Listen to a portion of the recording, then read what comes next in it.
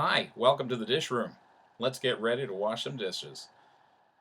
First thing you want to get familiar with, the dish room is located outside of the dining room through the no man's land in between kitchen 208 and 210.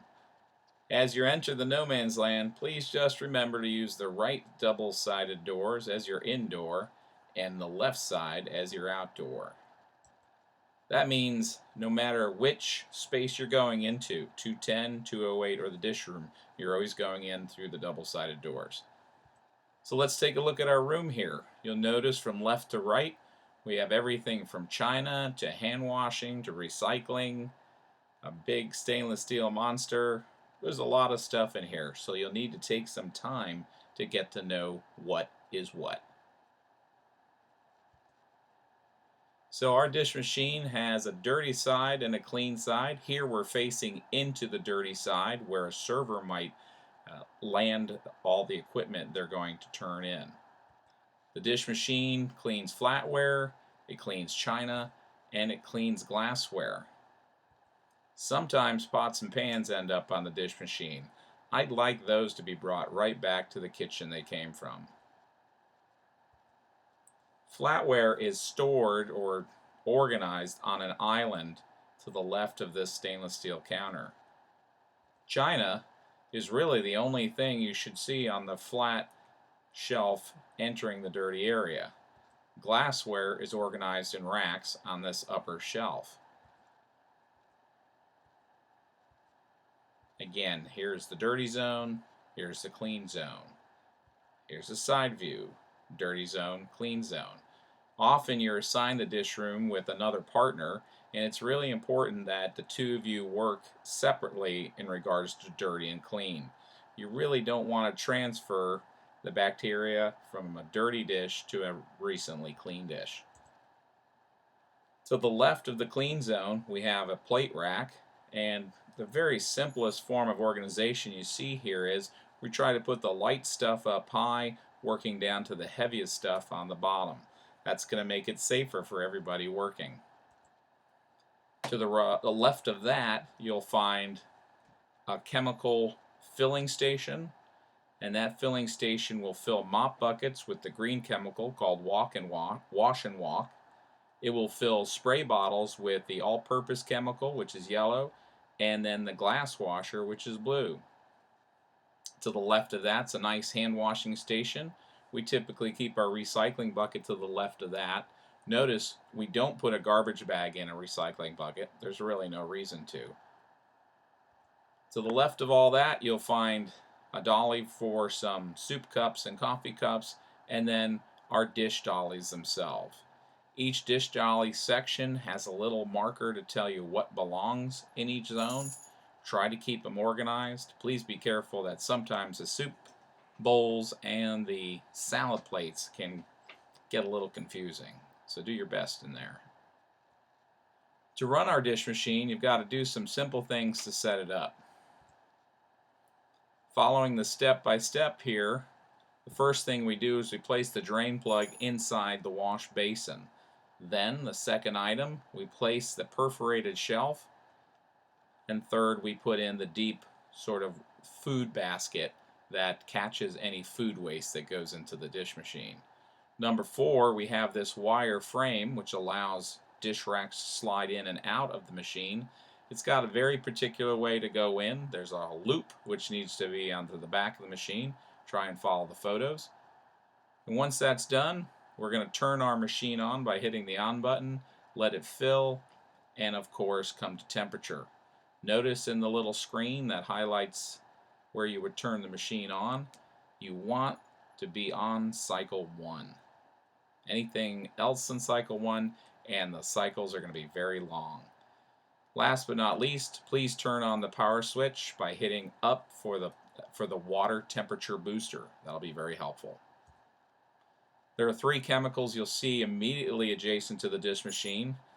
The pre-soak Ecolab chemical, it's noted by blue color and the blue trace on the bottom of the bin.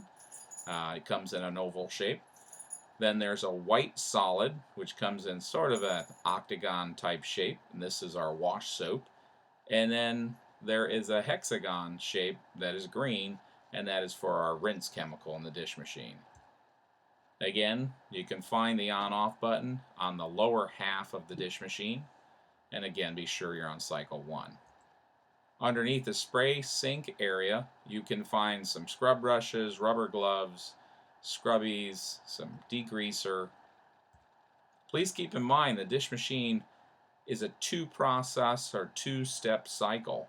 It'll run in a louder form for about 60 seconds while it's washing at 150 degrees, and then it'll switch to the rinsing cycle, which sounds like a tropical rainforest, and that'll be at 180 degrees.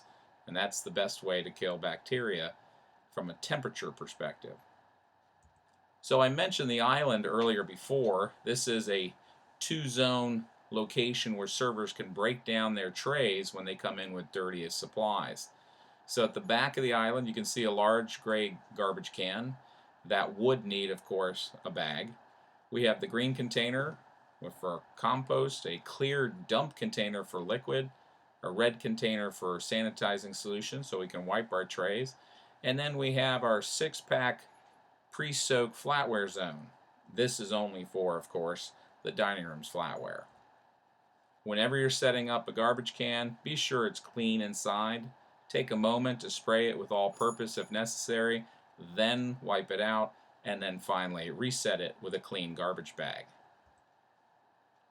The flatware 6-pack, we should always try to organize our silverware separately so each container can put its own type of flatware in there.